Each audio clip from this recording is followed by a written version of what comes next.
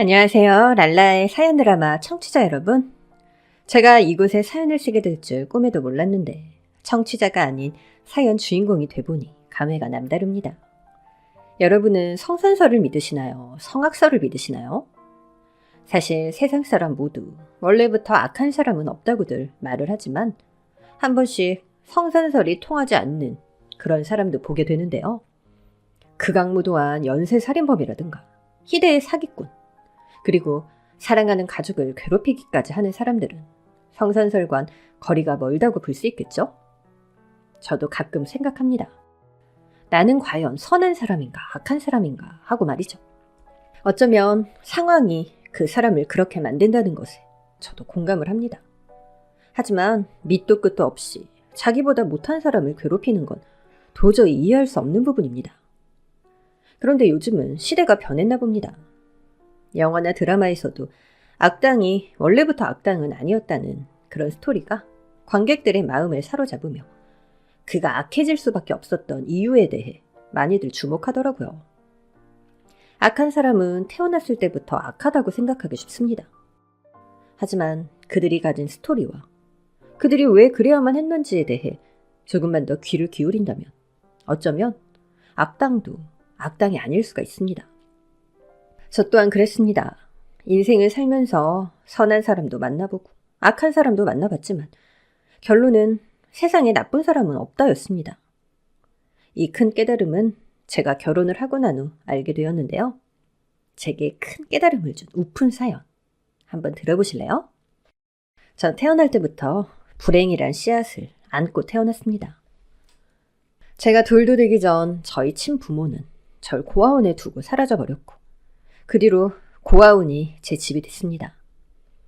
이름도 성도 몰랐던 터라 저는 그냥 아이로 불렸고 그게 제 이름이 돼버렸습니다. 이 아이. 정말 세상에서 존재감이라고는 일도 없는 이름 같죠? 친부모가 날 버렸다는 원망도 이미 아기의 울음으로 다 삭혀버린 거지. 어릴 땐 친부모에 대한 원망도 그리움도 없었습니다. 난 그냥 태어날 때부터 이렇게 태어났구나 생각했거든요. 아이야, 너도 이제 중학교 들어갈 나이 됐으니까 시설에 들어가서 공부도 열심히 하고 취업 준비도 하고 그래야 될 것 같지 않니? 언제까지 어린 동생들이랑 있을 순 없어. 원장님, 거기 가면 공부해야 되잖아요. 싫어요. 그냥 학교 같은 거 안 가고 전 여기서 원장님 일 도우면 안 돼요? 아이야, 너 네 미래는 생각 안 해? 꿈도 없어? 없어요. 제 꿈은 그냥 여기서 오래오래 사는 거예요. 하지만 전 결국 중고등부가 있는 시설로 보내졌고 원장님이 원하는 대로 중학교, 고등학교 과정을 무사히 마칠 줄 알았지만 아니었습니다. 학교만 가면 잠자기 바빴고 시험은 늘 전교 꼴등이었죠. 학교에서는 늘 절 한심하게 바라봤지만 시설에 있는 아이들조차 절 한심하게 바라볼 때는 좀 많이 속상하더라고요. 야, 너 중학교 수학 공식도 아직 모르면 어떡해. 내가 가르쳐 줄 테니까 제발 꼴찌에서 좀 벗어나자. 넌 억울하지도 않아? 억울하다고? 뭐가? 부모도 없고 형제도 없고 그냥 우리 같은 애들은 하늘에서 툭 하고 떨어진 존재들이잖아. 별종이라고. 별종이면 이상하게 변이하면 안 되고 최고가 돼도 사람들이 봐줄까 말까 한데 넌 지금 우리 처지의 친구들까지 모두 욕보이게 하고 있어. 그 점은 미안한데 근데 왜 고아는 공부를 잘해야 돼? 가진 게 없어서? 공부 잘하면 좋은 데 취직하니까 돈 많이 벌 수 있고 사회에서 인정받을 것 같아서? 난 그렇게 생각 안 해. 누가 억만금을 준다 해도 난 대학은 절대 안 가. 고등학교 졸업장만 받으면 난 돈 벌 거야. 공부 그딴 거 필요 없어. 돈이 최고지. 고아니까 저러지 라는 말은 괜찮은데 고아들은 다 그래라는 말은 참을 수가 없었죠. 뭐로 가도 서울로만 가면 된다고. 전 공부보단 일찍 사회에 뛰어들어 통장에 돈부터 차곡차곡 채워야겠다는 생각뿐이었습니다. 솔직히 제가 공부를 한다고 해도 잘한다는 보장도 없고 더 이상 누군가의 도움을 받고 살아야 한다는 게 죽기보다 싫었습니다. 고등학교 졸업장을 따자마자 전 큰 마트에서 아르바이트부터 시작했어요. 워낙 체력이 좋아서 몸으로 하는 건 다 자신 있었죠. 마트에서 짐 옮기고 청소도 하고 허드렛 일을 한 1년 반 정도 했을까요? 그때 점장님이 절 부르셨습니다. 아이씨, 이름이 좀 그러네. 어떻게 불러야 할지 모르겠어. 그냥 이 아이씨라고 불러주시든지 아니면 미스리라고 불러주세요. 그렇지? 그럼 그냥 미스리라고 부를게요. 미스리 업무 태도가 아주 좋아요. 일도 열심히 하고 마트를 위해 온 힘을 쏟는 모습이 아주 보기 좋아요. 감사합니다. 그래서 말인데 다음 달부턴 계산대 일을 좀 맡아주세요. 3개월이 지나면 매니저로 승진할 수도 있어요. 진짜요? 정말 감사합니다. 그런데 점장님, 월급도 오르는 건가요? 당연하죠. 일한 만큼 그 대가를 주는 건 당연한 일이죠. 앞으로도 더 열심히 해봅시다, 이아이 씨. 네, 점장님. 역시 지성이면 감천이라고 꾀부리지 않고 노력한 결과가 결국 빛을 발했습니다. 전 수학은 못했지만 돈 계산 하나는 아주 똑부러지게 했거든요. 그 후 야무진 제 실력이 소문이 나서 여러 체인점에서 절 스카우트하려고 혈안이었고 인천, 강화도, 서울, 대구 등등을 돌아다니며 매니저로 일했습니다. 한 10년은 정말 뒤도 안 돌아보고 일만 했어요. 그때는 한 달 용돈이 3만 원이었고 나머진 모두 적금 통장에 넣어두었죠. 뒷글 모아 태산이라고 처음엔 1억 만들기에 도전해보자는 마음으로 시작했습니다. 하지만 설마 되겠어? 라는 확신 없이 그렇게 조금씩 모으다 보니 전 불가능하리라 믿었던 제 꿈을 이뤄내고 말았습니다. 이하이 씨 되시죠? 네. 이번 달 적금 통장 4개에 다 만기시더라고요. 벌써요? 네. 다 합치면 이자까지 더해서 1억은 좋게 넘을 것 같던데. 다음 주 중에 꼭 은행에 한번 들려주세요. 1억이요? 정말 밥만 먹고 일만 했습니다. 그 흔한 화장도 옷도 액세서리도 사지 않았고 저에게 있어 사치란 건 정말 있을 수 없는 일이었죠. 그렇게 참고 고생한 결과가 드디어 저에게 1억이라는 선물로 나타난 거죠. 전 1억으로 뭘 할까 곰곰이 생각해봤습니다. 그동안 고생했으니 이번만은 나를 위해 그 돈을 쓰고 싶었거든요. 20대 시절 내내 마트 내 반경 1km를 나가본 적이 없으니 제가 얼마나 노는 것과는 거리가 먼 사람이었는지 아시겠죠? 축하해, 아이야. 축하는 무슨. 야, 빼지 마. 우리 사이에 무슨. 돈 빌려달라는 이야기 안 할 테니까 이젠 좀 즐기면서 살아. 그러게 젊고 싱싱했던 20대는 어디로 가고 벌써 30대라니. 나도 마찬가지야. 제일 후회되는 건 연애를 못한 거지. 그러네. 그런데 연애를 하면 뭐하냐? 내 처지에 연애도 웃기고 결혼은 더 웃겨. 나도 내 분수는 안다고. 그래도 모르지 사람 일이란. 갑자기 엄청 멋진 남자가 뿅 하고 나타날지도. 가질 수 없는 거라 생각했습니다. 누군가와 사랑을 하고 또 새로운 가족을 만드는 것. 그건 가족을 가진 사람들만이 누릴 수 있는 것이라 생각했죠. 하지만 제 짝은 아주 가까운 곳에서 절 기다리고 있었습니다. 마트에서 일을 하다 보면 많은 상품들이 들어오기 때문에 그와 관련된 사람들, 즉 생산자들을 많이 만나게 됩니다. 매니저가 되고 나서 전 여자고 또 아가씨라서 처음엔 무시도 많이 당했는데 이젠 넉살 좋은 사람으로 불리며 생산자들과의 관계를 돈독히 이어가고 있었습니다. 사장님, 얘네들 상태가 왜 이래? 다들 축 처져 있어. 말도 마. 이번에 비가 어찌나 안 오던지. 축 처진 걸 보니까 내가 진짜 우라통이 치밀어서 이 매니저 잘 좀 해줘. 그래도 상태 좋은 놈들로만 가져왔어. 지난주도 그랬잖아. 자꾸 이러면 나도 점장님한테 곤란해지는데. 나 하루 벌어 하루 입에 풀칠하고 살아. 자기가 잘 알잖아. 다음 주에도 상품 안 좋으면 안 가져와도 되니까 이번만 넘어가는 거예요. 알죠? 알다마다. 고마워.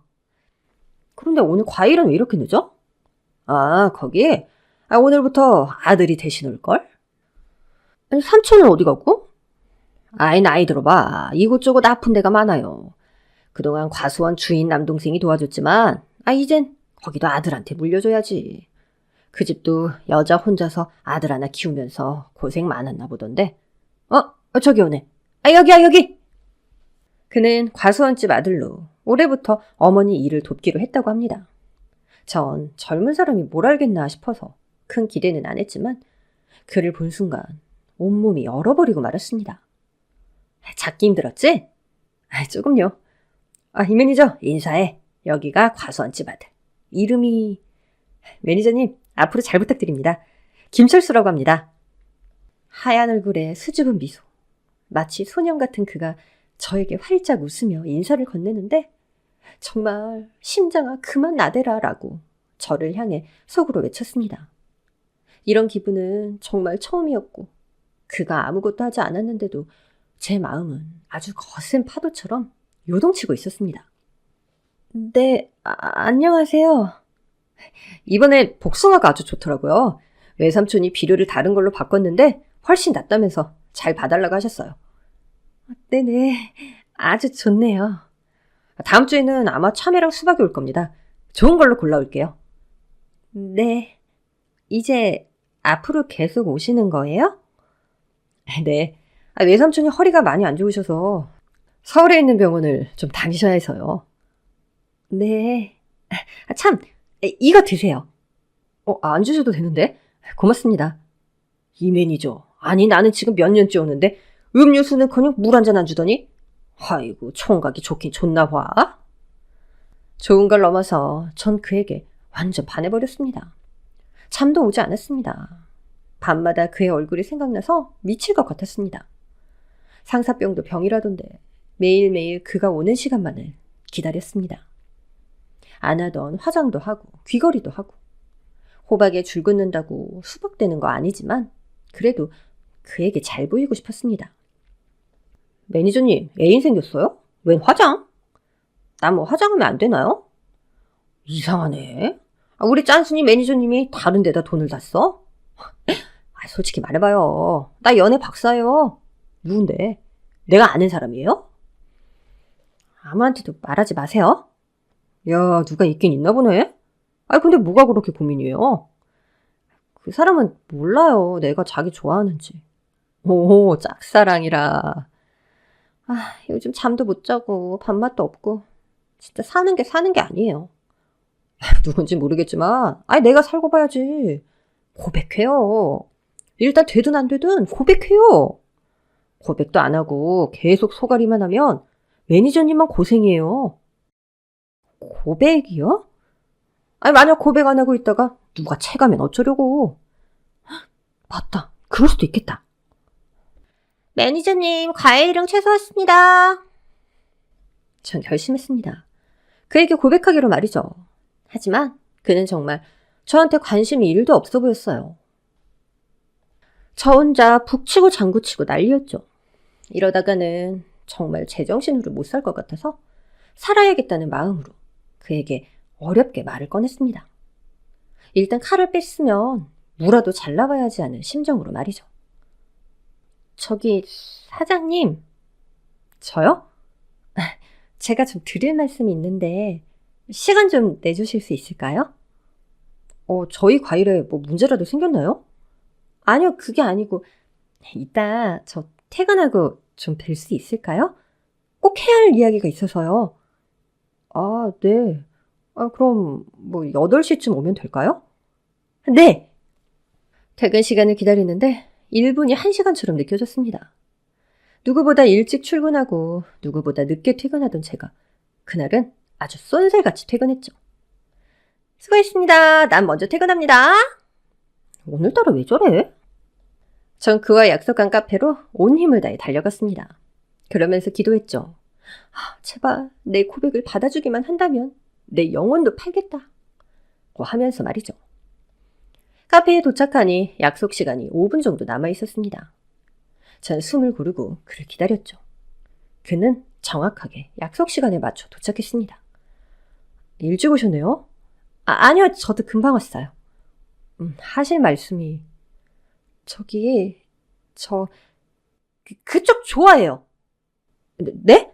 뭐라고요? 철수씨 좋아한다고요.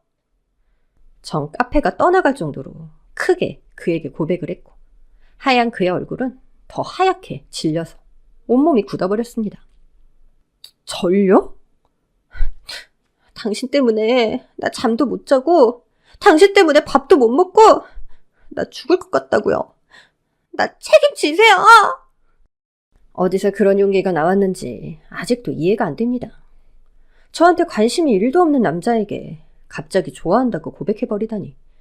전 이제 끝났구나 생각했죠. 그런데 그의 대답은 의외였습니다. 고맙습니다. 좋아해 주셔서. 네? 보잘것없는 절 좋아해 주시는데 감사하죠. 전 그의 대답을 듣고 이 남자 뭐지? 라는 생각이 들었습니다. 그는 제가 생각했던 것보다 순수했고 굉장히 숙맥이었죠. 그래서 이렇게 된 김에 내가 리드를 해서 이 남자와 잘해봐야겠다는 생각을 했습니다. 우리의 연애는 남들과는 좀 달랐죠. 찰수 씨, 뭐 먹고 싶은 거 없어? 네, 없어요. 그래도 말해봐. 내가 사줄게. 괜찮아요. 이따 얼굴 보는 것만으로도 난 좋아요. 솔직히 우린 남녀의 역할이 뒤바뀐 것 같았죠. 그는 저보다 3살이나 어린 남자였고 제가 먼저 고백하지 않았다면 다른 드센 여자들이 벌떼처럼 그에게 달려왔을 겁니다. 철수 씨, 나 철수 씨랑 이렇게 만나고 헤어지는 게 싫어. 그래요? 그럼 어떻게 할까요? 그래서 말인데 우리 결혼하자. 결혼이요? 나중에 들은 이야기지만 그는 저 때문에 3번이나 심장이 떨어질 뻔했다고 합니다. 좋아한다는 고백과 결혼하자는 고백, 그리고 결혼 후에 저의 행동을 보고 말이죠. 난 가진 것도 없고 아이 씨를 행복하게 해줄 수 있을지 걱정돼요. 나만 믿어요. 내가 다 해줄게. 당신과 함께라면 난 무엇이든 할 수 있어. 아이 씨, 철수 씨. 그렇게 우린 일사천리로 결혼을 했고 전 과수원집 둘째 며느리로 들어가게 됐습니다. 결혼하기 전 철수 씨 어머니는 어떤 분이실까 참 궁금했죠.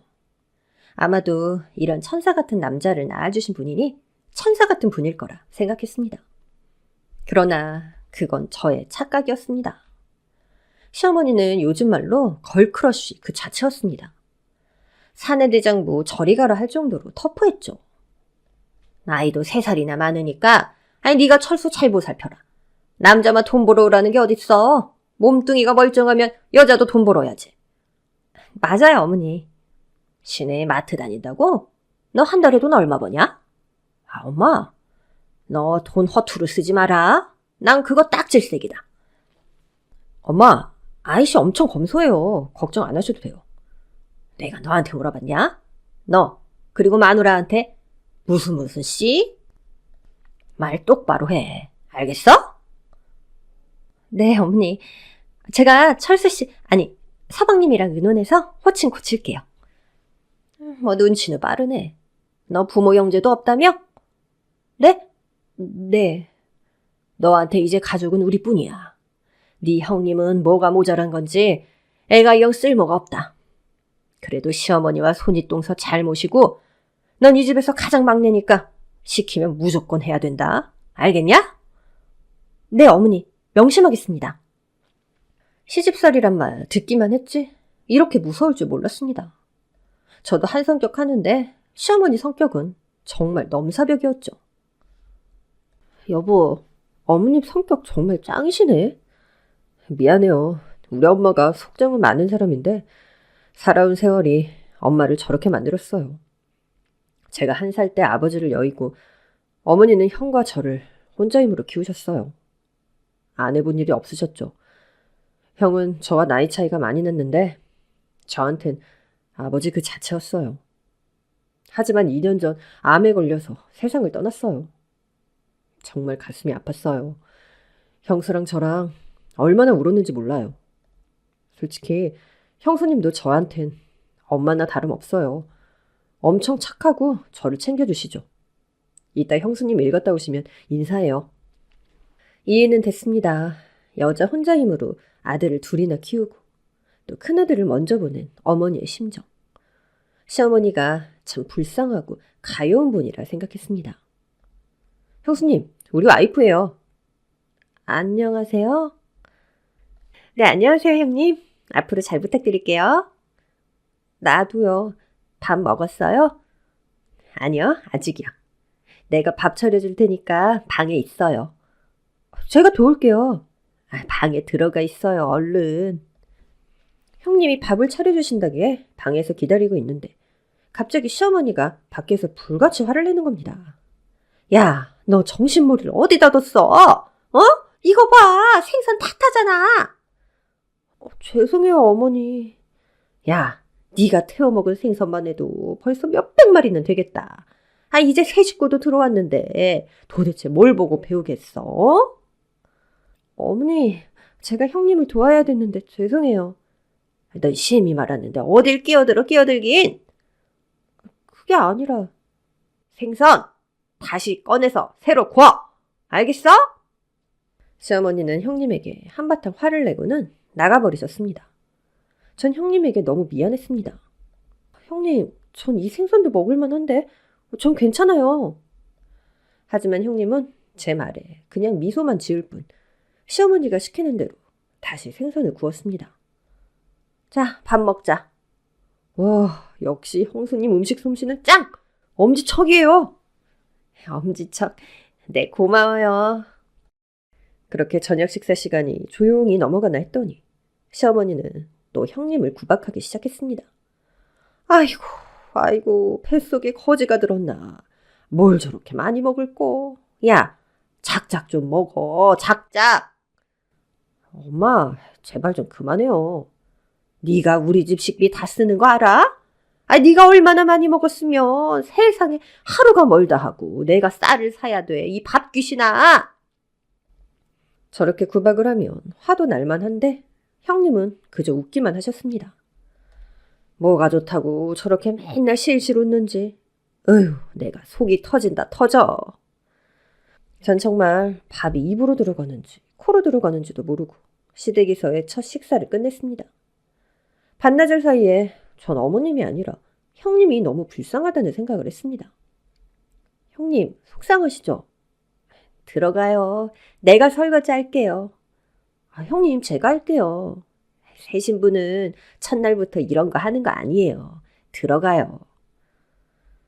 저희 부부는 저녁 식사를 마치고 집으로 돌아갈 준비를 했습니다. 항상 아침 저녁은 여기 와서 먹어라. 떨어져 지낸다고 시댁 등한시하지 말고. 알겠냐? 네, 어머님. 저희는 시댁과 30분 거리에 있는 작은 아파트에 살았습니다. 마트를 출퇴근하며 시댁도 챙기려니 몸은 많이 힘들었지만 남편 직장이 시댁이니 어쩔 수 없이 전 매일 시댁으로 가야 했죠. 왔어요? 응, 오늘은 별일 없었어? 별일 없었어요. 우리 이제 같이 들어가. 야! 왜 말귀를 이렇게 보고 달아들어? 왜? 전 무슨 일인가 해서 얼른 시어머니의 목소리가 있는 곳으로 달려갔습니다. 형님은 사과 좀 내는 기계 앞에서 시어머니에게 또 구박을 당하고 있었습니다. 야, 너 내가 수십 번 가르쳐 줬잖아. 이게 뭐냐고, 이게. 잘못했습니다. 아저씨, 무슨 일이에요? 매일 저러는데 뭐. 신경 쓰지 마요. 어떻게 신경을 안 써요? 시어머니가 며느리한테 뭐 저럴 수도 있지. 전 정말 이해가 안 됐습니다. 주변 사람들도 형님 편을 드는 게 아니라 시어머니 편을 들면서 이런 상황들을 나몰라라 하는 것이었습니다. 여보, 도대체 어머님은 형님을 왜 그렇게 싫어하시는 걸까? 형 돌아가시기 전엔 안 그랬는데 형 돌아가시고 나선 부쩍 그러시네요. 나이가 드셔서 그러신 것 같기도 해요. 미안하지만 나 같으면 못 참어. 아무리 시어머니라도 시도 때도 없이 구박하는 거 말이 안 돼. 요즘 세상에 이런 게 어딨어? 난 부모가 없어서 잘 모르지만 친엄마가 저랬어도 화날 것 같아. 그런데 시어머니가 저러면 형님이 얼마나 속상하겠어. 그리고 형님은 왜 어머님 옆에서 저렇게 살고 계시는지 정말 너무 답답해. 형수님 불쌍해서 나도 몇 번 이야기했는데 사람 성격이 하루아침에 고쳐지는 게 아니라서. 여보도 그냥 보고만 있으면 방관자만 돼. 우리가 형님을 보살피고 지켜줘야 돼. 여보, 응? 알겠어요. 알겠으니까 너무 걱정 마요. 형님만 보면 너무 속이 상했습니다. 남편도 없어서 서러울 텐데 시댁에서 저렇게 시어머니한테 구박받으면서 살아야 한다니. 저 같으면 얼른 도망갔을 겁니다. 그날도 퇴근을 하고 시댁으로 향했습니다. 늘 시어머니의 고함 소리가 가득했던 시댁이 그날따라 너무 조용했죠. 어머님, 형님! 아무도 없길래 이방저방 찾아다녔는데 전화를 하고 계신 시어머니를 보게 됐습니다. 그냥 가려고 했으나 시어머니의 전화 내용이 심상치 않았죠. 아휴, 팔아먹든지 해야지 원. 아유, 내가 매일 속이 터져서. 맨날 먹기만 엄청 먹고 뭐 제대로 된 게 없어. 내가 한 번씩 때리기도 해. 아이, 그래도 말을 안 듣는다니까. 뭐 적당한 때 어디로 멀리 보내버리든가 해야지. 아유, 내가 감당을 못하겠어, 감당을. 그래도 저것도 식구라고. 아휴, 내가 머리가 아파 죽겠다니까. 얼른 그냥 보내버리는 게 낫겠어. 맨날 예정으로 같이 살다가 내가 제명이 못 살아. 팔아먹는다고? 때린다고? 거기다 멀리 보내버린다고? 어머니가 말한 사람이 누군지 전 바로 알아차렸습니다. 말할 것도 없이 형님이었습니다. 이러다가 형님이 정말 큰일 나겠다는 생각이 들었어요. 시어머니는 진짜 무서운 사람이었으니까요. 전화통화를 듣고 과수원에서 일하는 형님에게 달려갔습니다. 형님! 동서 왔어요? 형님, 괜찮아요? 응? 그런데 형님의 팔을 보니 여기저기 멍이 가득했습니다. 일정한 모양으로 생긴 멍자국. 이거 분명 누군가에게 구타를 당했을 가능성이 커 보였어요. 형님, 이거 왜 이래요? 네? 아, 이거 괜찮아요. 보지 마요. 부끄러워요. 형님, 말을 해주세요, 말을. 동서, 얼른 가서 밥 먹어요. 나 배고파요. 전 정말 이 상황이 도무지 이해가 안 됐습니다. 하루 종일 뼈 빠지게 일하지만 돌아오는 건 구박뿐. 더구나 이제 형님을 멀리 보내버리고 싶다는 이야기까지 하는 시어머니. 정말 이건 말도 안 되는 일이었습니다. 저녁 식사 시간이 왔고 우리 식구들은 모두 한자리에 모여 밥을 먹었습니다. 와, 역시 우리 형수님 엄지척! 엄지척 고마워요. 여보, 우리 형수님 편 만두 말 그대로 예술이에요. 먹어봐요. 와, 형님 진짜 너무 맛있어요. 엄마가 만두를 좋아해서 형수님이 안 떨어지게 늘 만들어 두세요. 우리 형수님 진짜 착하죠? 형님은 정말 천사예요. 정말. 아유, 만두 하나 있다고 왜 이리 호들갑이야? 어머니, 오늘은 돼지고기랑 소고기 같이 섞어서 넣었어요. 어머니 좋아하는 표고버섯도 많이 넣었어요. 누가 뭐래? 나도 입 있어. 먹어보면 안다고. 아니, 자기 자신을 위해 저렇게 정성을 다해 요리를 만들었는데 또 구박이라니. 정말 숟가락을 던지고 싶을 만큼 시어머니가 미웠습니다. 너 뭐하냐? 네? 밥 숟가락 들고 뭐하냐고. 그게... 왜? 시애미한테 치게?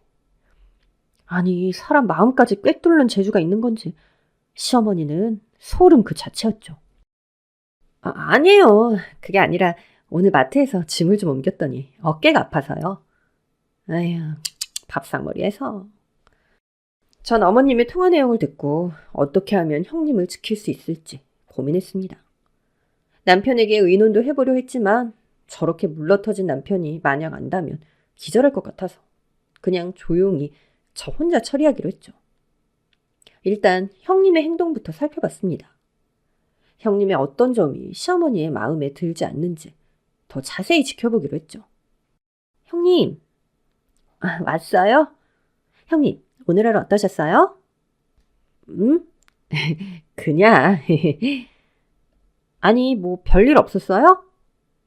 그냥 뭐. 아니, 형님 말을 좀 자세히 해주세요. 이게 다 형님을 위한 일이에요. 그냥 뭐... 자꾸 그냥이라고만 하지 마시고 말 좀 해주세요. 네? 사실 형님은 무슨 말을 시키면 단답형으로만 말하고 그냥 웃기만 했습니다. 어쩔 땐 날 놀리는 건가 이런 생각도 들었죠. 하지만 형님을 지키기 위해 좀 더 참고 지켜보기로 했습니다. 형님은 시어머니와 다르게 모든 면에서 느리고 자기 자신을 잘 표현하지 않았죠. 그리고 늘 식사를 하고도 몰래 부엌으로 가서 남은 반찬과 밥을 한 공기 덮어서 비벼 먹기도 했습니다. 시어머니 말대로 정말 많이 먹긴 했죠. 그러다 들키는 날엔 진짜 집이 무너질 정도로 시어머니가 노발대발 화를 내셨습니다. 야, 너 돼지야? 어? 너 뭐야? 너 때문에 식비가 얼마나 많이 나가는 줄 알아? 너 이리 와. 밥숟가락 내놔! 형님은 밥숟가락을 내놓으려 하지 않았고 시어머니는 밥숟가락을 빼앗으려고 난리도 아니었죠. 이 전쟁이 언제 끝나게 될지, 그리고 형님은 무사히 이 집에서 살 수 있을지 너무 걱정이 됐습니다. 그런데 또 시어머니의 수상한 행적이 저에게 포착되고 말았죠. 아휴, 메타작을 해야지 안 되겠어. 요거 좋네, 요거. 요걸로 그냥 확. 아휴, 속 터져, 속 터져. 형님의 멍자국을 낸 건 바로 시어머니가 휘두르는 저 방망이가 아닐까 생각했습니다. 그러나 형님이 도무지 말을 하지 않으니 정황만 있을 뿐 증거가 없어서 정말 답답했죠.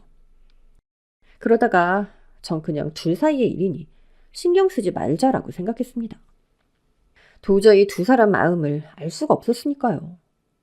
너무 신경을 쓴 나머지 몸살이 크게 났고 시댁에도 일주일이나 못 갔습니다.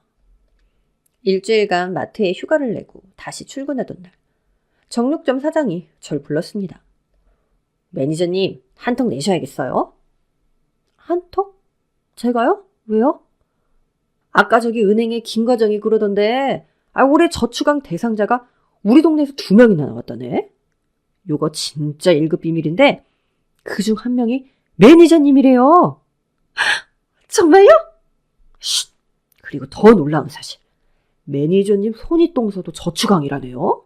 야, 한 집에서 며느리 둘이서 저축왕을 휩쓸고 한 턱이 아니라 2턱 쏘세요. 알겠죠? 형님이 저축왕이라고? 전 정말 믿기지가 않았습니다. 돈 한 푼 쓰는 걸 못 봤는데 형님이 돈이 있었다고?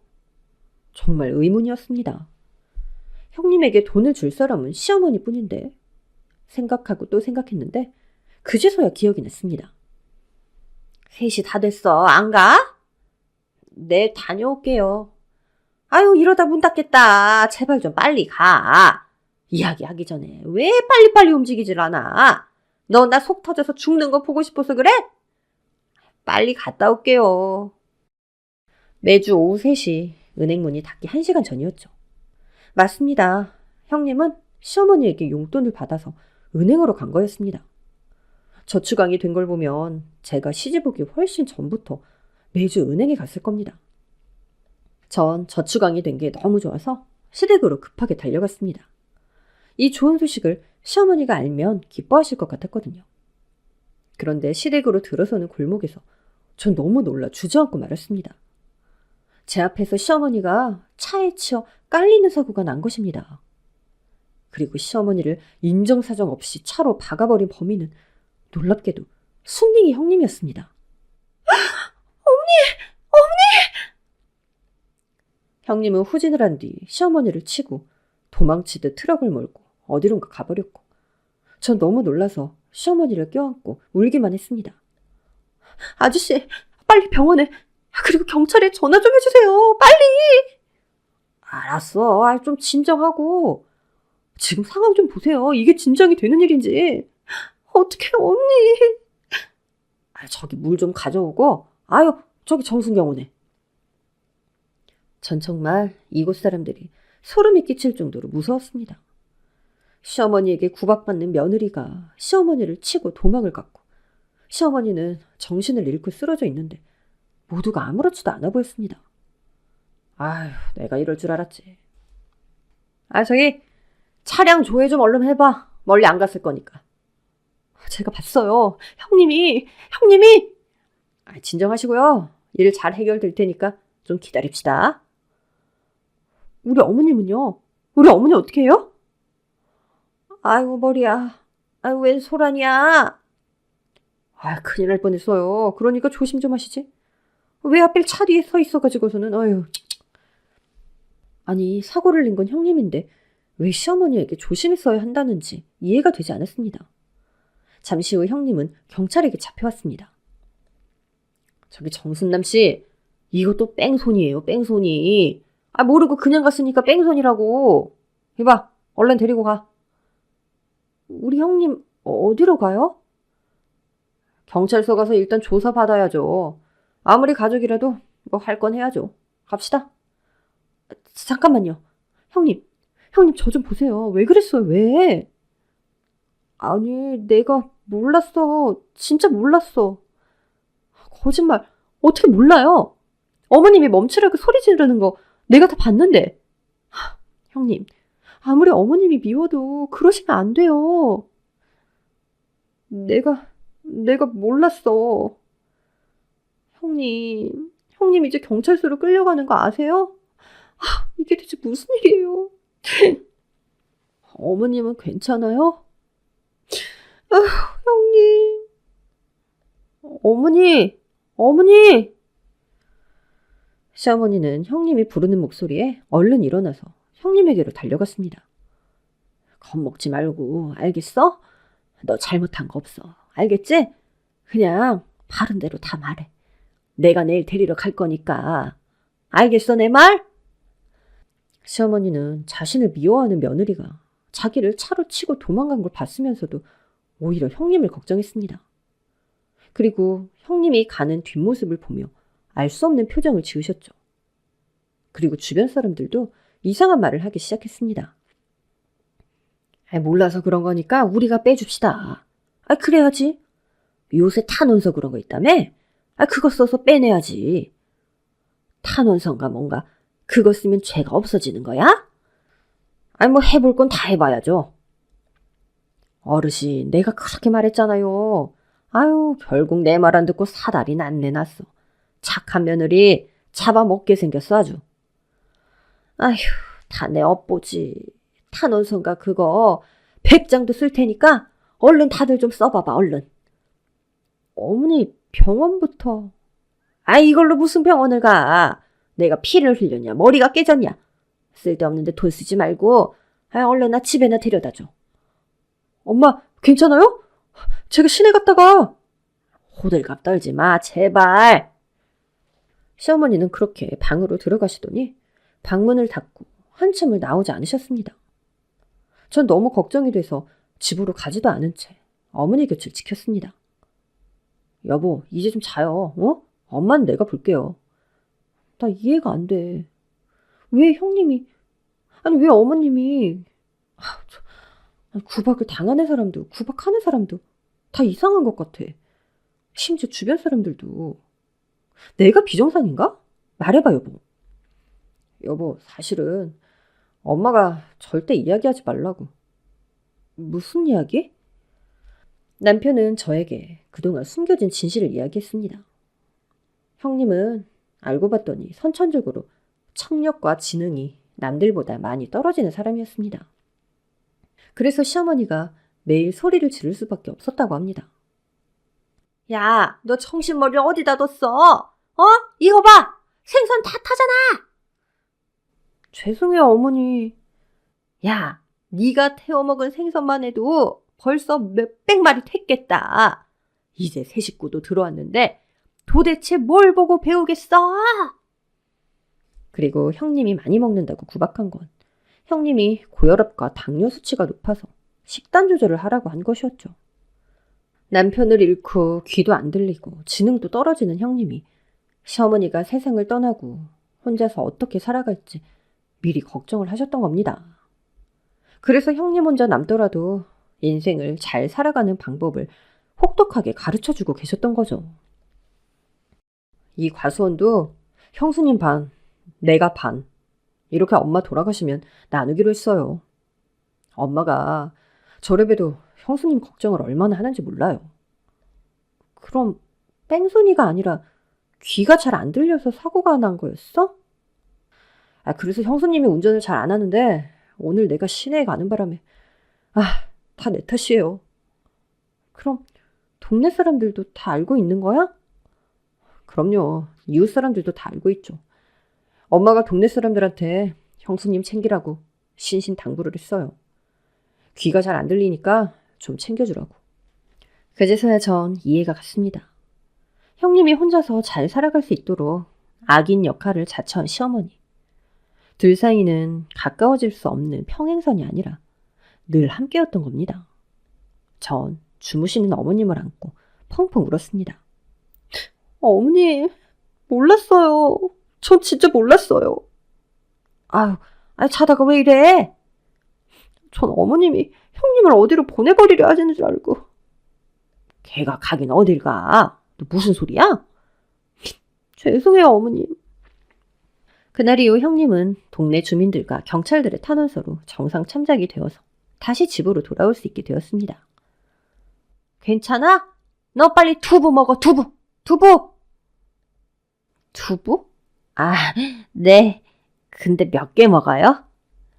하나만 먹으면 되지. 뭘 그렇게 많이 먹으려고 그래, 또. 아유, 진짜. 먹는 거라면 저렇게 좋아서 어쩌노? 아유, 속 터져. 전 그 사건 후 형님과 시어머니의 대화가 얼마나 달콤하고 다정한지 알게 됐죠. 그 후 형님은 저와 함께 서울의 병원으로 가서 제대로 진료를 받았고 귀가 잘 들리도록 보청기를 착용하게 됐습니다.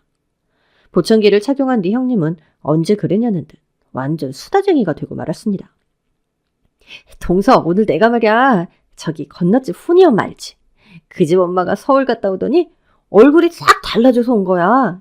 그래서 내가 뭐 했냐 물었더니 말을 안 해. 분명히 얼굴에 보톡스 그거 맞았을 거야. 내가 텔레비전에서 봤거든? 나도 그거 맞을까? 그러면 한 10년은 어려 보이겠지? 내가 살 좀 빼면 그래도 인물은 괜찮거든.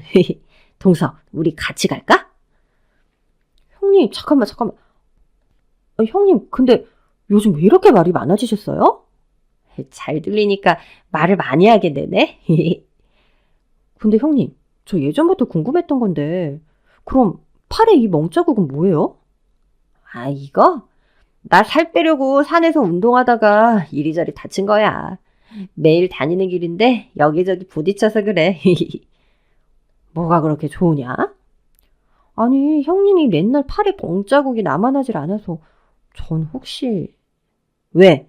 내가 뭐 때린 줄 알았어? 아니요.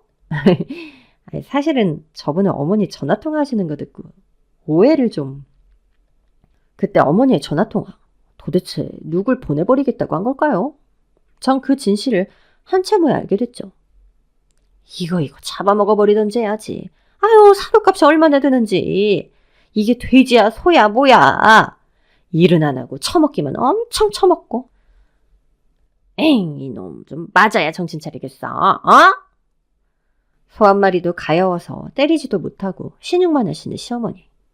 알고 보니 멀리 보내고 싶다고 한 식구는 바로 시댁의 누렁이였습니다. 그렇게 저희 세 고부는 그 어떤 시어머니와 며느리들보다 친하고 서로를 아끼는 사이가 되었죠. 여러분, 누군가 당신을 미워하는 것 같다면 그 사람을 다시 한번 자세히 봐주는 건 어떨까요? 어쩌면 그 미움은 당신을 걱정하고 사랑하는 마음이 너무 커서일 수도 있으니까요.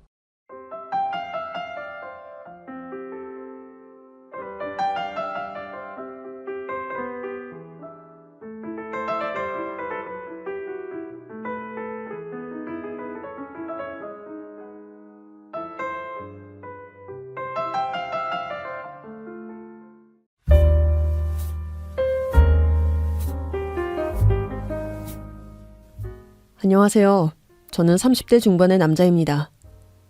요즘처럼 비혼을 선언하는 젊은이들이 많은 세상에서 저는 운 좋게도 일찍 결혼을 했습니다. 심지어 제가 30에 결혼했으니 그때 아내는 26. 지금 같은 상황에 둘 다 엄청 일찍 결혼한 거죠. 거기다 아내에겐 제가 첫사랑이었어요. 친구들은 대체 넌 무슨 복을 타고 태어났냐며 저를 부러워하기도 했지만 글쎄요. 그게 복이랑은 또 무슨 상관인지 오히려 저는 잘 모르겠네요. 다만 아직 나이도 어리고 다른 남자들을 더 만나보고 싶을 수도 있는데 저를 선택해준 것이 고마울 따름이죠. 아내는 항상 저한테 이렇게 얘기했어요. 오빠는 내가 왜 오빠랑 결혼했는지 알아? 정답. 잘생겨서. 무슨 얼굴 뜯어먹고 살 것도 아닌데. 오빠는 안 변할 것 같아서. 결혼하면 남자들 다 변한대잖아. 난 뭘 믿고 안 변한다고 장담해? 그냥 느낌이지 뭐. 여자의 촉. 아마도 아내의 트라우마 때문이겠거니 했어요. 아내는 아버지가 다른 여자와 바람이 나서 부모님이 이혼을 하셨거든요. 장모님 혼자 애지중지 딸을 키우셨죠. 아내와 처음 연애를 시작할 때부터 아내는 저한테 그 얘기를 했었어요. 처음 제가 아내를 좋아한다고 얘기했을 때 아내는 고민을 좀 해보겠다고 했었거든요. 제가 이유를 물었죠. 저는요, 태어나서 처음으로 믿고 좋아했던 남자가 아빠였는데 그 남자가 엄마랑 나를 배신한 거잖아요. 그래서 저는 남자를 못 믿겠어요. 그런데도 고민을 해보겠다는 건 그나마 여지가 좀 있는 거지? 그래서 저는 아내의 고민이 끝나기를 옆에서 가만히 기다려줬고 결국 아내는 저에게 마음을 열게 된 거였습니다. 그전에도 아내에게 호감을 표한 남자들이 몇 명 있긴 했는데 아내가 이런 얘기를 하면 알았다 하면서 그냥 물러섰대요. 이렇게 기다려준 남자는 제가 처음이었다고. 그래서 믿어도 되겠다는 생각이 들었다는 겁니다. 행운이죠. 저는 아내가 좋았기에 다른 여자가 눈에 들어오지 않았을 뿐인데요.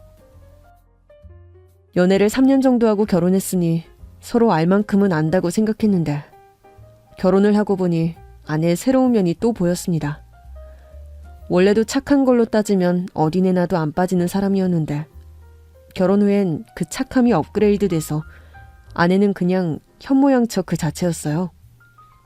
신혼여행을 다녀와서 첫 출근을 하는 날이었는데 아침에 일어나 보니 식탁 위에 한 상 가득 아침상이 차려져 있었습니다. 이게 다 뭐야? 뭔지 몰라서 묻는 건 아닐 테고. 감동한 표정이네? 감동보다 더한 게 있으면 내가 그걸 했겠다. 언제 일어나서 이걸 다 한 거야? 하나, 둘, 셋. 칠첩반성? 수정이 너 안 피곤해?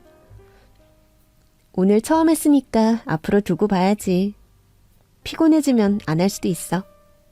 그래, 너 힘들면 안 해도 돼. 지금은 그 말이 무슨 말인지 알겠는 정도? 무슨 말?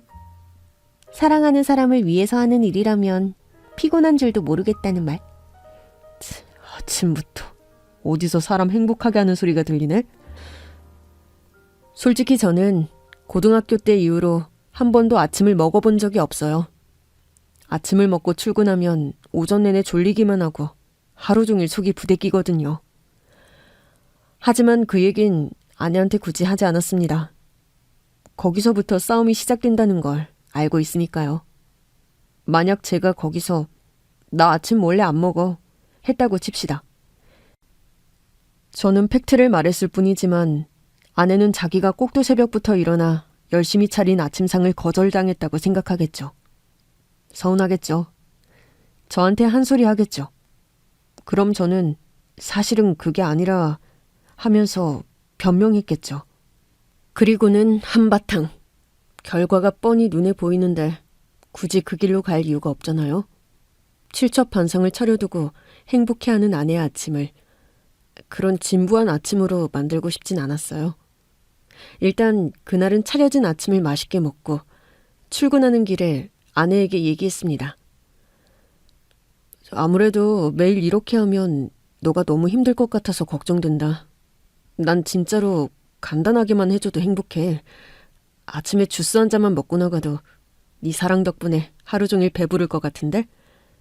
오빠는 참 말도 이쁘게 해. 이왕이면 좋은 게 좋은 거니까요. 그래도 아내는 자기가 지칠 때까지는 저를 위해서 해주고 싶다며 매일 아침상을 차렸습니다. 저는 10수년 동안 먹지 않았던 아침 식사를 다시 시작한 대신 출근길에 회사보다 한 정거장 빨리 내려 걷기를 택했죠. 소화시키려고요. 힘들지 않냐고요? 건강해지고 좋죠 뭐. 그뿐이 아니었어요. 퇴근하고 집에 들어오면 아내는 목욕물을 받아놓고 저녁 준비를 하고 있었습니다. 아내는 회사가 집이랑 가까워서 저보다 1시간 정도 빨리 퇴근을 했거든요. 자기 때문에 일부러 집을 여기에 구하게 되면서 제 출퇴근 시간이 2시간 거리로 늘어난 게 미안하다고 했었는데 그걸 이렇게 갚아주는 거였죠. 사람도 많은 지하철에서 2시간을 시달리며 왔을 텐데 일단 피로부터 풀어. 밥 해놓을게. 여러분들도 들으면서 요즘에 저런 여자가 어딨어? 하시죠? 맞습니다. 저도 그랬거든요. 제가 그랬으면 좋겠다고 바란 적도 없고 심지어 강요는 더더군다나 한 적 없는데도 아내는 그렇게 하는 게 자기 행복이라고 했어요. 남자든 여자든 안에서 행복해야 밖에 나가서도 주눅들지 않고 자신 있게 자기 할 일 더 잘하는 법이라고요. 참 예쁘죠? 아내가 이렇게 최선을 다하니 저 역시 자연스럽게 더 아내를 위해주게 됐던 것 같아요. 저 사람이 하는 것보다 잘해주진 못할 망정 최소한 실망은 시키지 말아야겠다는 마음이었죠. 그래서 좋아하던 술도 줄이고 회사에서 특별히 야근을 해야 되는 날이 아니면 집에도 항상 일찍 들어갔었습니다. 저를 위해서만 요리한다는 아내가 기다리고 있었으니까요.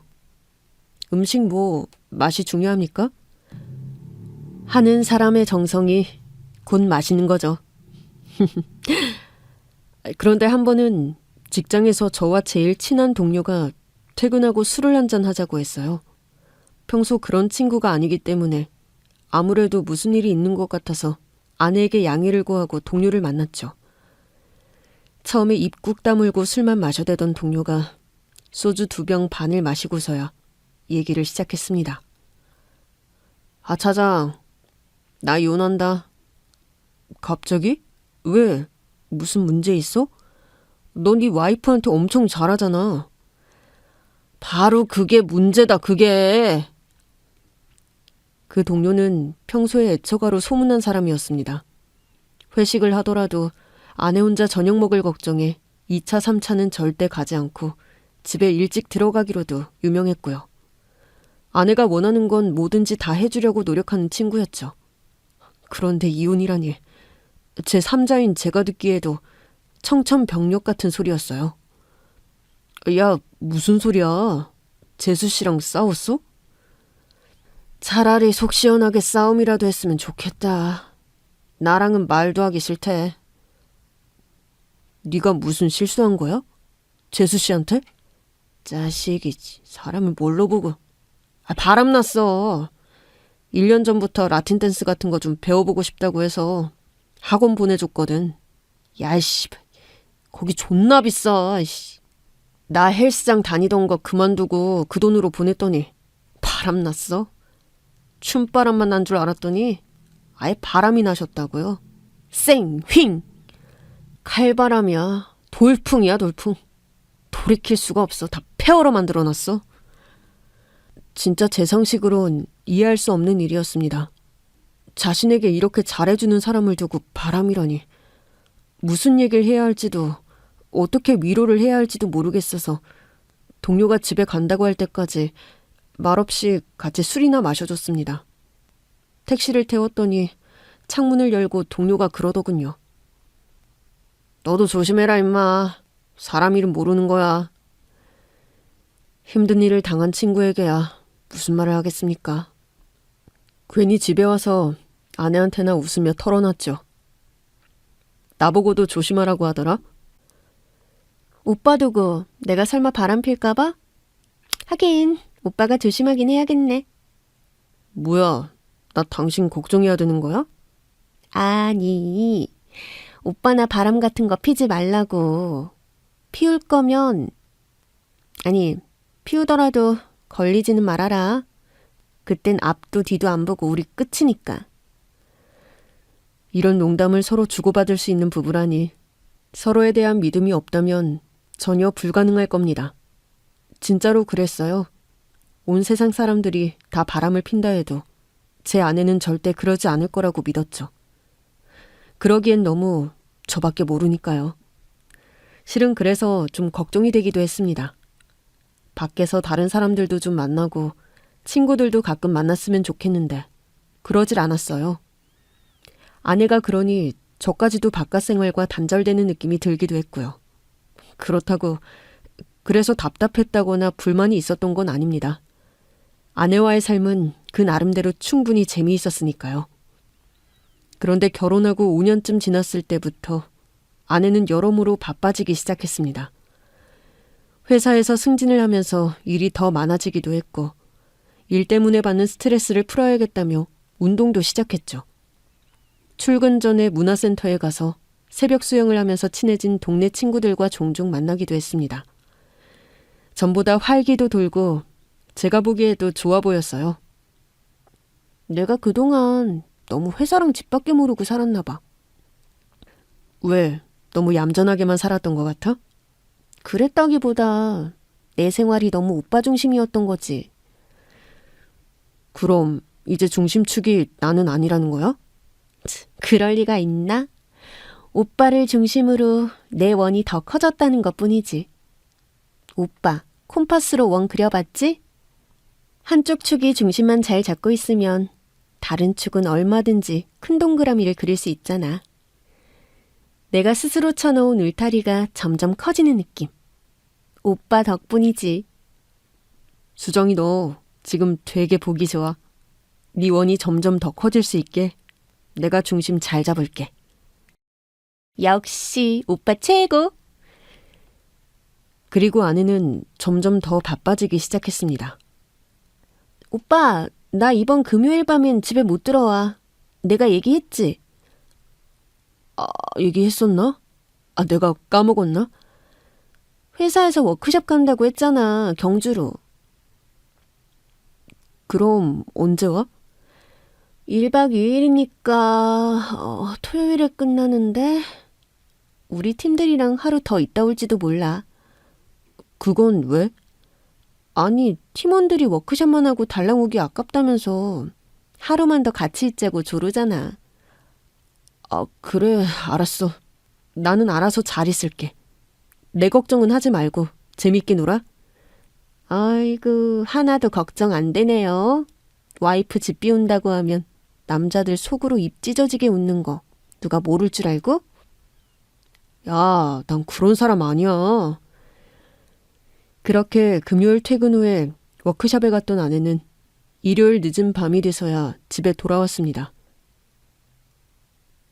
솔직히 다음날 다들 출근하는데 회사의 한 팀원 전체가 일요일 늦게까지 놀았다니 저는 잘 이해가 안 되긴 했어요. 하루 더 놀고 오기로 했더라도 다음날을 생각해서 일찍 파했어야 되는 게 아닌가. 제 생각은 그랬거든요. 근데 뭐 아내랑 팀원들 사이가 워낙 좋다는 걸 알고 있어서 그러려니 했죠. 그리고 그건 시작에 불과했어요. 짜잔! 나 이거 일부러 옆 동네 마트까지 가서 샀어. 여긴 없어서 열심히 검색해서 찾았지? 와인? 그냥 아무거나 마시면 되지. 그렇게까지 찾을 일이야? 생각했던 반응이 아니라서 좀 서운하긴 하다. 근데 이거 우리 31일에 해돋이 보러 가서 마실 거야. 너 연말에 정동진 숙소 예약하기 힘든 거 알지? 내가 그 어려운 일을 해냈다는 거 아니야. 그래? 별로 좋아하는 표정이 아닌데. 아니, 사실은 나 그날 약속이 있거든. 무슨 약속? 나 수영 같이 하는 친구들이랑 해돋이 보러 가기로 했어. 땅끝마을에. 뭐? 아니, 이제 다 가정 있는 사람들 아니야? 우와, 오빠도 결국 이러는구나? 가정 있는 여자들은 뭐 친구들끼리 모여서 해돋이도 보러 가면 안 돼? 그런 날도 꼭 가족을 위해서 봉사해야 되나? 우리끼리 즐길 수도 있는 거지. 그냥 잘 얘기하고 빠지면 안 돼? 수정아, 그날은 솔직히 네가 처음 내 고백 받아준 특별한 날이기도 하고 너도 그래서 다른 건 몰라도 그날만큼은 꼭 같이 기념하자고 했었잖아. 그리고 지금 취소하면 위약금도 물어야 된단 말이야. 이 약속이 먼저인데 어떻게 취소를 해. 다들 이런 건 처음이라면서 엄청 기대하고 있단 말이야. 오빠가 조금만 이해해주라, 응? 이제 슬슬 서운한 마음이 들기 시작했습니다.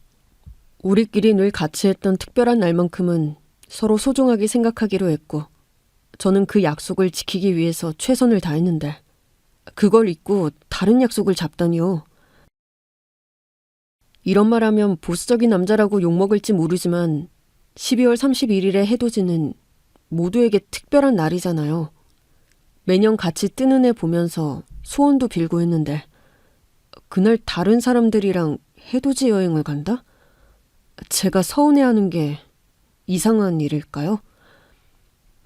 아내는 한 달이면 서너 번씩 집을 비우는 일이 많아졌고 퇴근하고 집에 왔다가도 전화를 받고는 팀원한테 급한 일이 생겼다며 나갔다가 새벽에 들어오기도 했어요. 저도 슬슬 인내심이 한계에 봉착했고 고민이 되기 시작했습니다. 제가 이렇게 고민하는 게 당연한 건지 쪼잔한 건지 헷갈렸죠. 가끔은 이상한 상상이 떠오르기도 해서 내가 의처증인가 하는 심각한 고민까지 했단 말입니다. 왜 아내한테 직접 이런 걸 얘기하지 않았느냐고요? 얘기도 해봤죠. 그런데 아내는 오빠 진짜 웃긴다. 아직도 내가 그렇게 좋아? 이렇게 집착할 만큼? 내가 고마워야 되는 건가? 무서워야 되는 건가? 응? 어느 쪽으로 해줬으면 좋겠어? 아내의 입에서 집착이란 단어가 나오던 순간 저까지 무서워졌거든요. 아내에 관한 한 저는 이해심이 극한까지 넓은 사람이라고 믿었는데 지금은 그러지 못하고 있었으니까요. 그 이후로는 더 쪼잔한 남자가 되기 싫어서 애써 모른 척하고 애써 물어보지 않았습니다. 그리고 그해 봄 아내는 연차 휴가를 일주일이나 내고 장모님과 일본 여행을 가겠다고 했습니다. 결혼 전엔 엄마랑 어디 자주 다니기도 했는데 결혼하고 나선 오빠랑 다니느라 못 그랬잖아. 효도 좀 하고 올게, 응? 지난번에 장모님 뵈러 갔을 때 별 말씀 없으셨잖아. 내가 엄마랑 하는 모든 얘기 다 오빠한테 할 순 없지. 모녀 사이에도 비밀이 있는 건데, 안 그래? 일주일이나 집 비운다니까 벌써부터 심심해서 그러지. 엄마가 온천 가고 싶대. 노천 온천. 온천 투어나 실컷 시켜드리려고. 그래, 그럼. 언제 출발이라고? 장모님 가시는데 공항에 모셔다 드려야지. 아니야, 그럴 필요 없어. 엄마도 하서방 힘든데 괜히 나올 필요 없다고 단단히 일러두라고 하셨어. 그래도 어떻게 그래. 하나밖에 없는 사위가 돼가지고. 아니라니까. 절대 나오지 마, 절대. 그렇게 마음 쓰이면 용돈이나 두둑히 주든가. 제가 공항으로 배웅 나가겠다는 걸 아내는 끝까지 굳이 말리더군요. 진짜 저 그런 남자 되고 싶지 않았는데 정말 수상했습니다. 참을 수 없을 정도로요. 설상가상 아내가 장모님과 일본으로 간다고 하던 날 공항에서 잘 다녀온다고 전화 주겠지? 도착하면 잘 도착했다고 전화하겠지. 숙소 가면 전화하겠지. 하루 종일 기다렸습니다. 회사에서 내내 전화기만 쳐다보고 있는 제 자신이 진짜 싫어질 정도였죠. 이건 분명 이상한 게 맞죠? 남편을 두고 일주일이나 여행을 떠났으면 도착해서 전화 한 통쯤 해주는 게 당연한 거 아닌가요? 그런데 그 당연한 걸 하지 않는 아내를 이상하게 생각하지 못하고 저 스스로를 원망하다니요. 결국 기다리다 못해 퇴근하고 집에 가는 길에 아내에게 전화를 걸었습니다.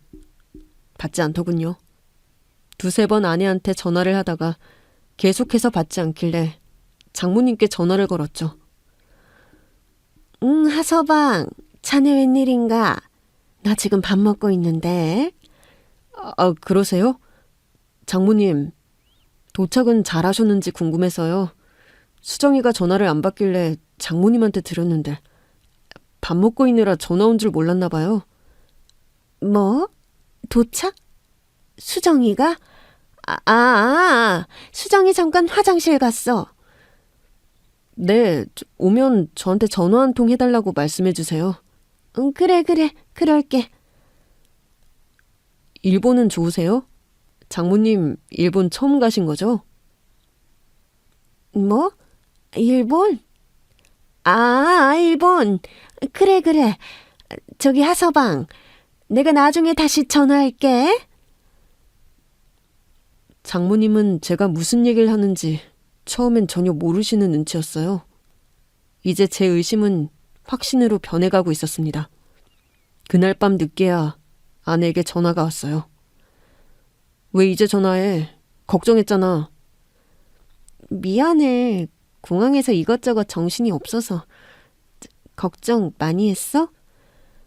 당연하지. 너랑 연락 안 돼서 장모님한테 전화했는데 장모님이 얘기 안 하셔? 엄마랑? 언제? 왜? 엄마가 무슨 얘기했어? 뭐야, 장모님이 아무 말도 안 하신 거야? 그게 내가 엄마한테 물어볼게. 오빠, 나 지금 나가야 되니까 나중에 통화해? 90%의 확신이 99%로 변하는 순간이었습니다. 이건 아무래도 뭔가 이상한 게 아니라 확실히 이상한 거였어요. 아내가 일본에 가 있는 동안 이런 식의 통화가 여러 번 있었습니다.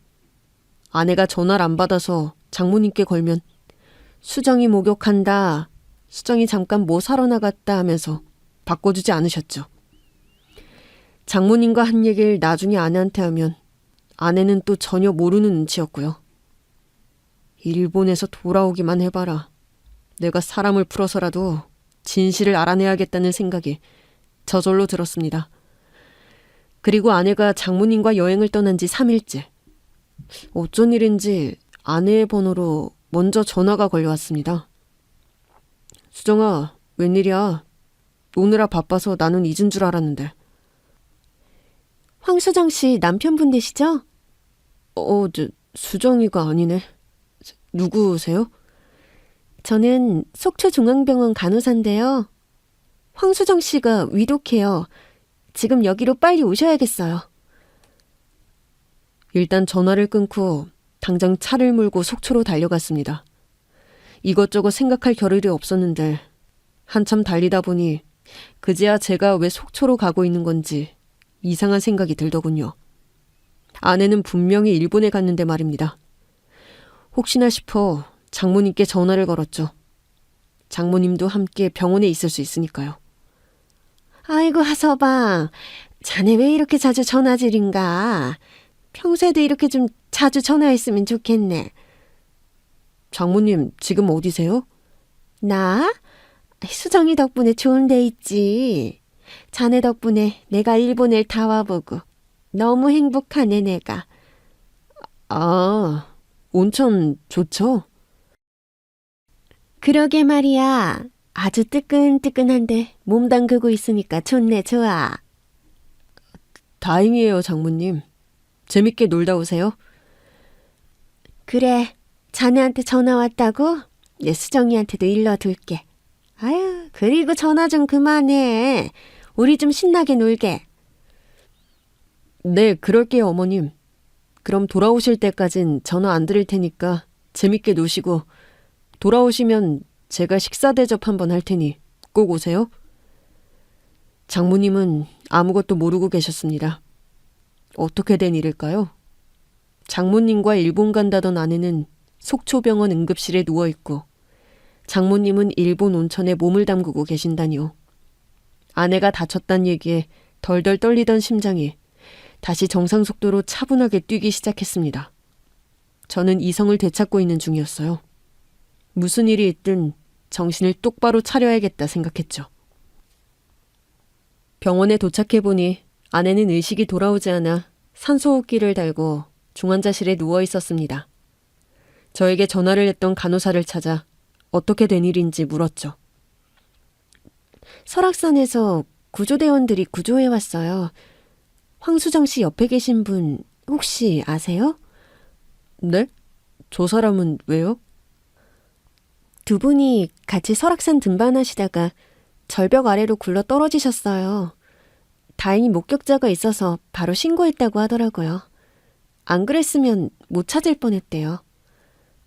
둘이 같이 떨어졌다고요? 네, 아내분은 팔다리가 다 부러지셨는데 다행히 저분은 겉으론 찰과상 정도만 입었어요. 구조대원들 말로는 아내분이 저분을 꼭 끌어안은 상태로 구조되셨대요. 기가 막혀서 웃음이 다 나왔습니다. 무슨 상황인지 머리에 너무 그려져서요.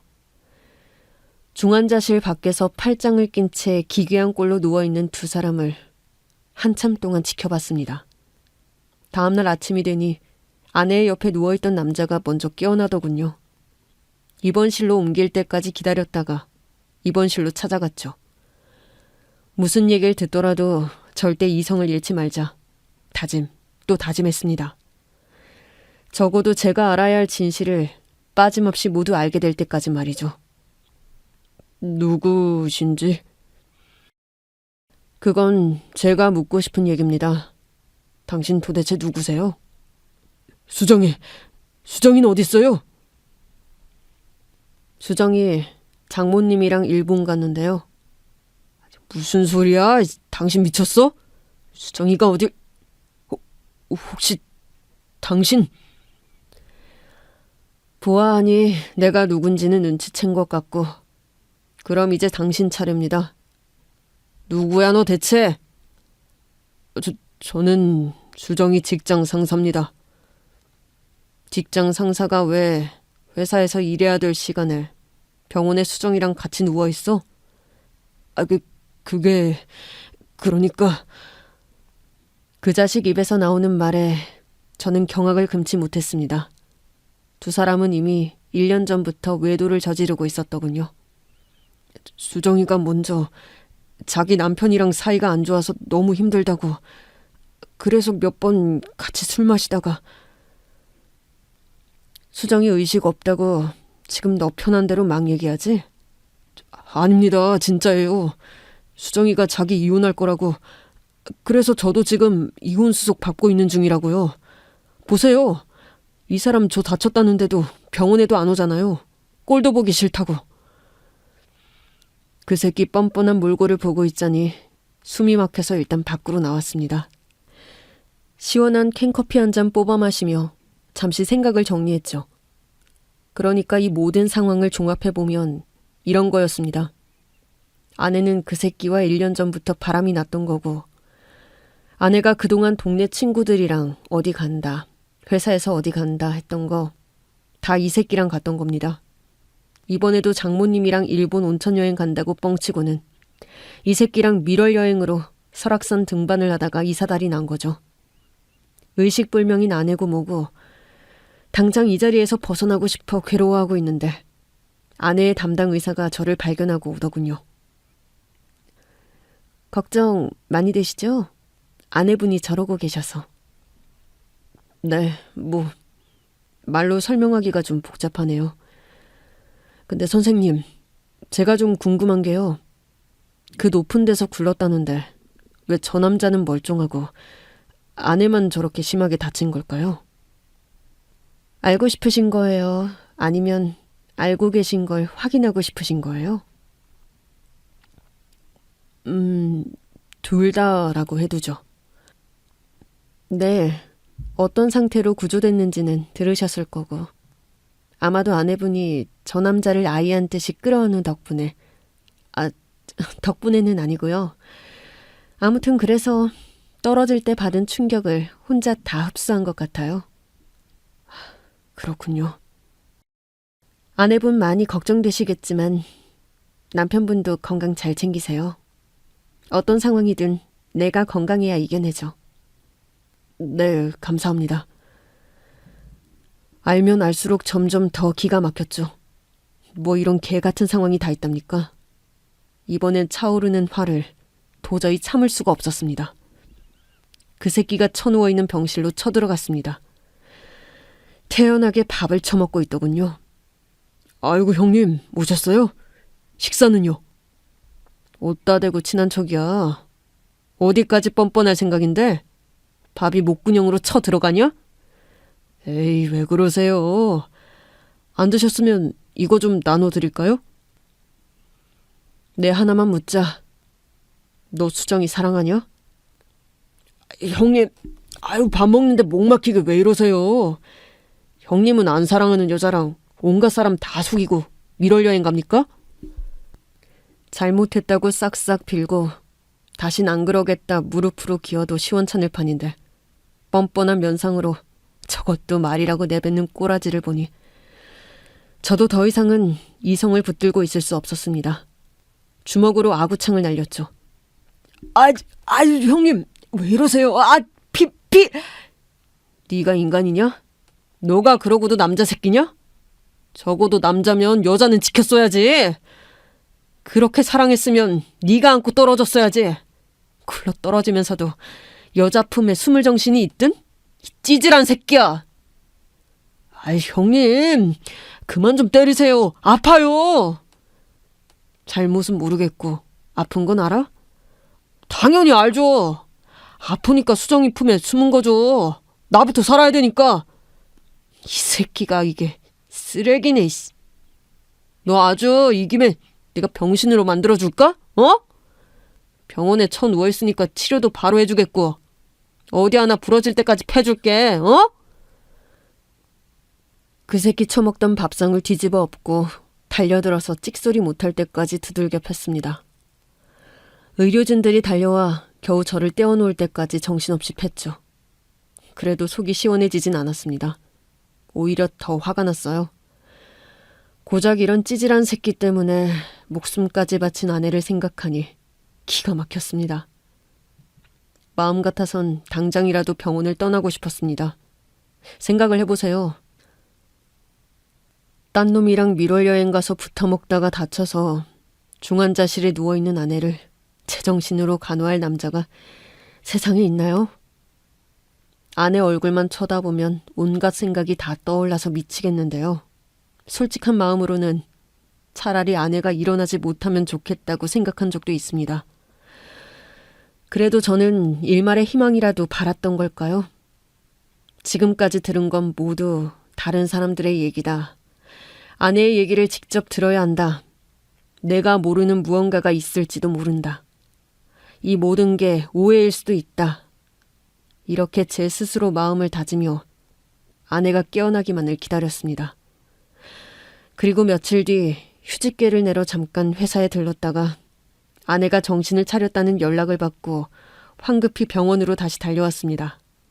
병실에 들어갔더니 이번엔 아내가 저한테 대뜸 화를 내더군요. 당신 미쳤어? 엄마한테 전화했더라? 엄마한테 무슨 얘기를 한 거야 도대체? 어디까지 얘기했는데? 어이가 없다. 넌 지금 니네 엄마가 아는 게 더 중요하니? 엄마랑 나랑 일본 진짜로 갔는지 확인해 보려고 전화한 거야? 엄마 장난 아니게 놀라셨대잖아. 그래서 넌 니네 엄마한테 뭐라고 둘러댔는데? 뭐? 수정아, 아직 제정신 안 돌아온 거니? 내가 차근차근 알려줘? 너 니네 엄마랑 일본 간다고 했는데 어떤 놈이랑 같이 설악산에서 굴러 떨어졌어. 너라면 이 상황이 이해되겠니? 당신 다 알고 있어? 내가 어디까지 알고 어디부터 모르는데? 임경로, 너 눈 뜨고 그 인간은 봤냐? 그게 누군데? 다시 한번 묻자. 내가 어디까지 알고 어디부터 모르는 거야? 오빠 그 사람 만났어? 그 새끼 여긴 와보지도 않았냐? 아주 너한텐 관심도 없구나. 무슨 소리야 그게. 그런 사람 아니야. 야, 내가 네 입에서 그 인간 변명하는 것까지 들어야 되는 거야? 오빠가 생각하는 그런 거 아니야. 그냥 회사 동료인데. 닥쳐라. 네 다리 왜 부러졌는지 네가 더 잘 알 거 아니야. 그냥 회사 동료인데 굴러떨어지면서 그 인간은 왜 껴안아 껴안기? 너 뭐 평화주의자냐? 인간을 뭐 그런 거야? 네 목숨보다 그 새끼 목숨이 더 중요해? 제가 계속 추궁을 해대니 아내도 더는 피할 곳이 없다고 생각했나 봅니다. 이젠 아예 대놓고 뻔뻔한 소리를 짓거리기 시작하더군요. 난 이대로 죽어도 여한이 없어. 그 사람만 괜찮으면. 이거 좀 재밌네. 둘이 말이 좀 다른데. 이왕 아랫돌이 맞추는 김에 서로 말도 좀 맞추지 그랬어. 오빠가 그 사람한테 무슨 얘기를 들었는지 모르겠지만 우리 죽도록 사랑하는 사이야. 서로 없으면 못 산다고. 그럼 그냥 지금 당장 죽어버리든가. 죽도록 사랑해서 이 지경이 됐는데 죽는 게 뭐 대수야? 나도 바라던 바야. 오빠, 우리 이혼하자. 나랑 이혼해줘. 내 손으로 어떻게 하기 전에 닥쳐라.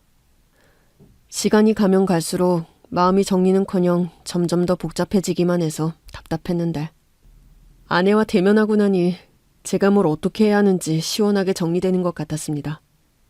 어쩌면 저도 이미 답을 알고 있었는데 모른 척 했었던 건지도 모르죠.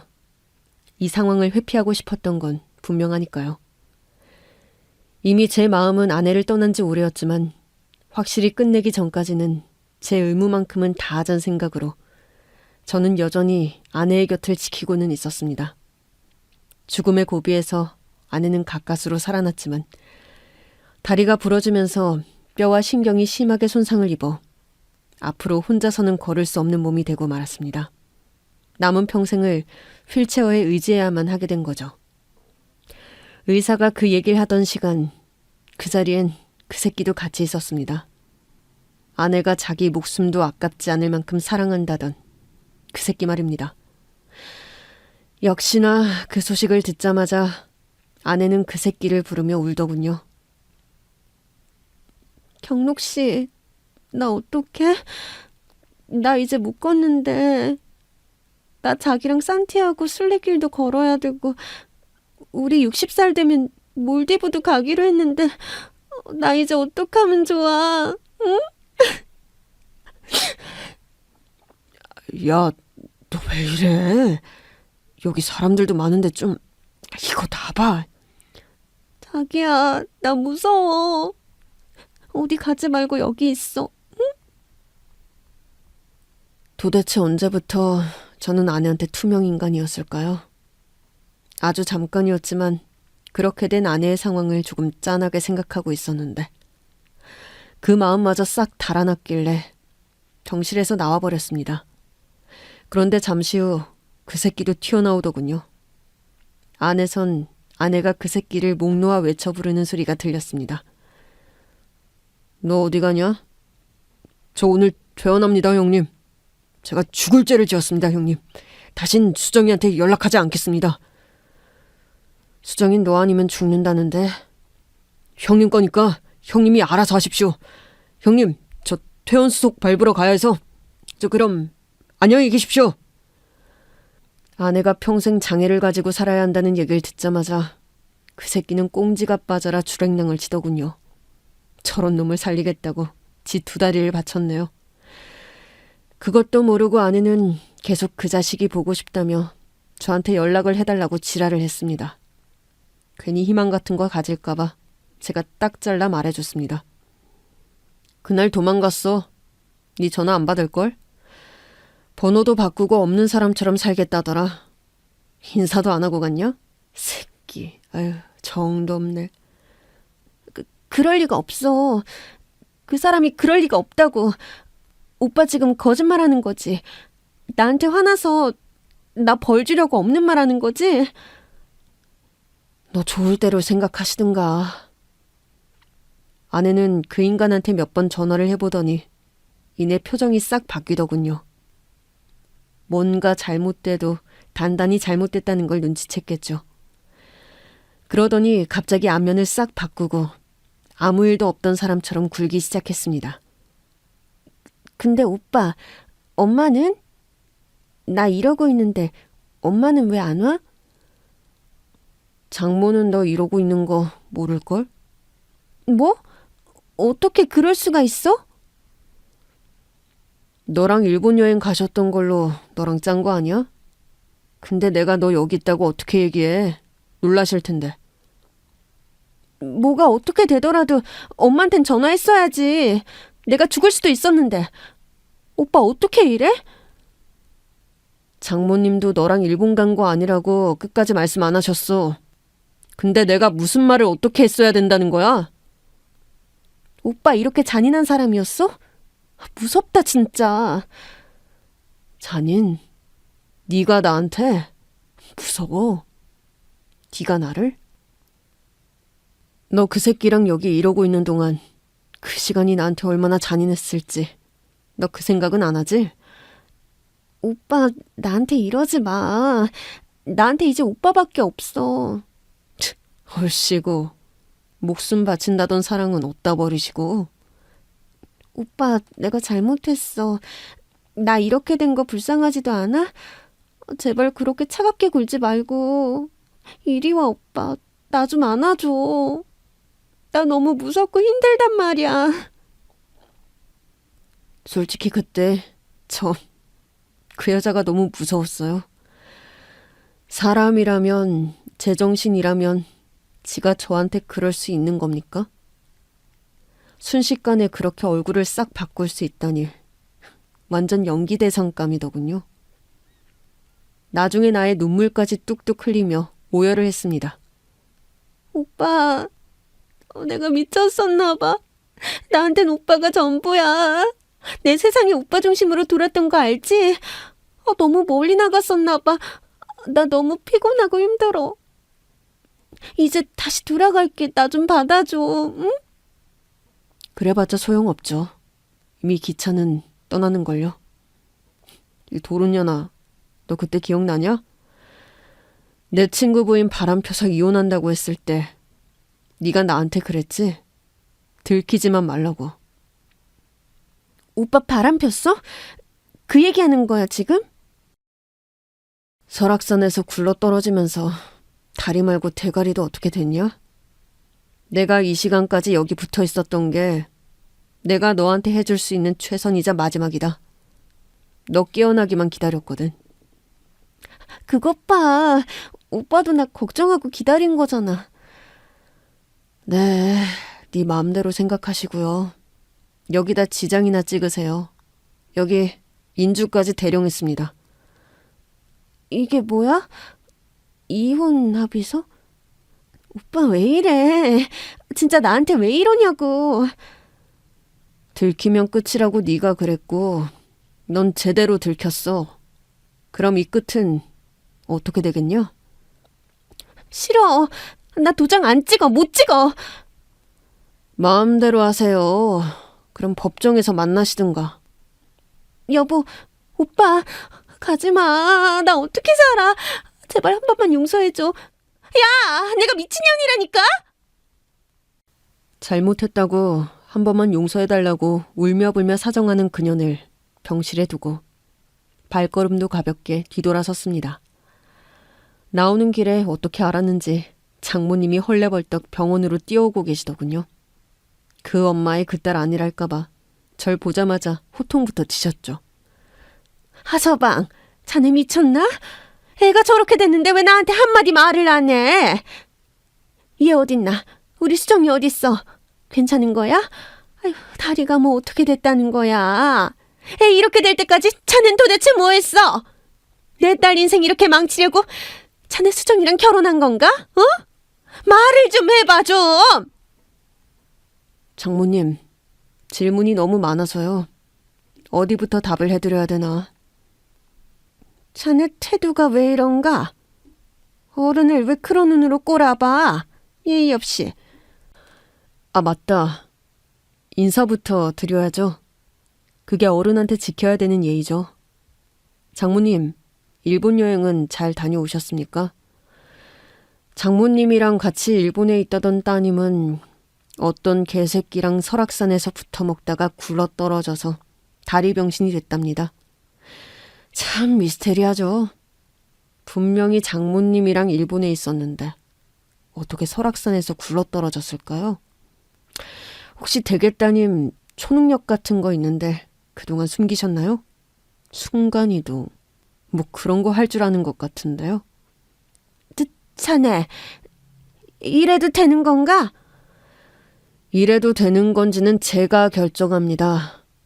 아, 병실은 209예요.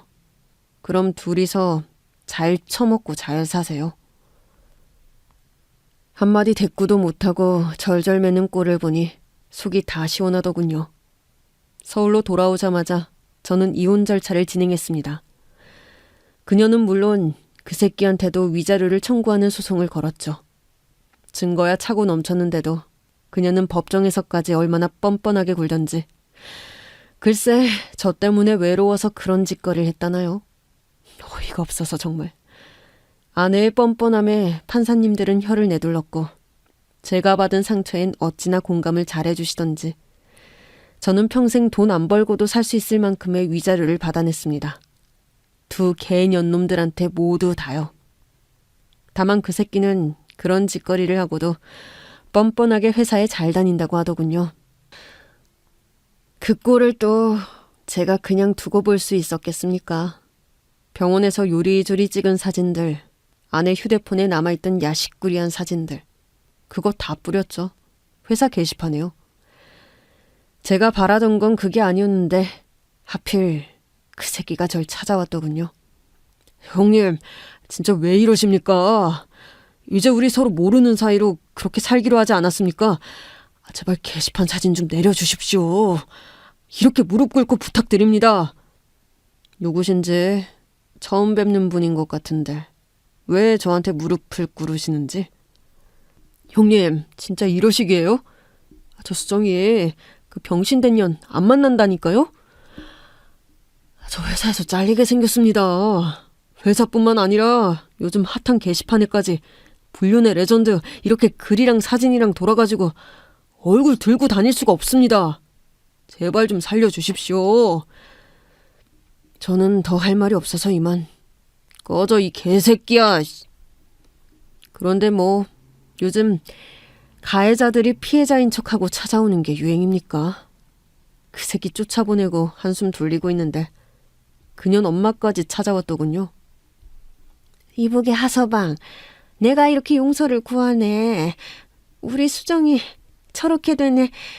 이제 앞으로 다른 사람 만나지도 못할 텐데 저 애를 부디 불쌍히 여겨주시게. 제발 좀 걷어주게. 그년이요? 지 엄마랑 여행 가는 게 소원이라고 저한테 그랬거든요. 그 소원이나 들어주면서 사세요. 휠체어 밀고 끌고 그렇게요. 네? 참 길고 피곤한 시간이 끝나고 그 상처에서 벗어나는데도 시간이 꽤 오래 걸리더군요. 처음엔 제가 뭘 잘못했길래 저한테 이런 일이 일어났는지 그 생각에 빠져서 괴로웠어요. 그런데 그런 생각이 들지 않게 하는 사람을 만나게 됐어요. 힘들게 하루하루를 보내고 있던 중 그년 병원에 있던 담당 의사한테 연락이 왔었습니다. 마음의 건강은 잘 챙기고 계시느냐고요. 아무래도 자꾸 마음에 걸려서 연락을 했다고 하더군요. 감사한 마음에 제가 밥 한 번 사고 그 다음엔 그 의사 선생님이 술 한 잔 사고 그러다가 어느 날 그 사람이 저한테 그러더라고요. 승진 씨 잘못이 아니에요. 승진 씨는 그 모든 일의 피해자일 뿐이에요. 피고름이 맺혔던 상처가 씻겨 내려가는 기분이었어요.